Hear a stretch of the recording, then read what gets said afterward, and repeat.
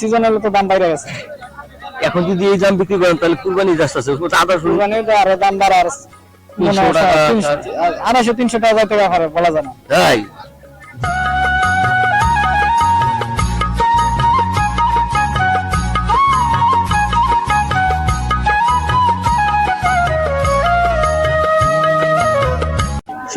আসসালামু আলাইকুম, কেমন আছেন আপনারা? আশা করি আল্লাহর রহমতে ভালো আছেন। যদি চ্যানেলটি ভালো লাগে অবশ্যই চ্যানেলটি সাবস্ক্রাইব করে পাশে থাকবেন। তো প্রতিদিনের মতো আজকে কৃষকবাড়ির একটা ভিডিও নিয়ে আপনাদের সামনে হাজির হয়েছি। তো রসুনের দাম দিন দিন বেড়েই চলছে। রসুনের কিন্তু এখন বর্তমানে ফুল সিজন, আর আমরা দেখতে পাচ্ছি এখানে কিন্তু ভাই রসুন পেঁয়াজ এটাই বিক্রি করছে। আর পেঁয়াজের দামটা কিন্তু দিন দিন বেড়ে চলছে। সামনে কুরবানিতে কিন্তু আরো দাম বৃদ্ধি হবে। আসসালামু আলাইকুম ভাই।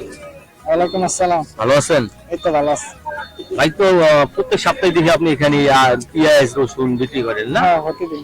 এটা কি আমাদের বেশি? এটা দেশি রসুন, নাটোরের। নাটোরের কত করে কেজি? কেজি 200 বেশি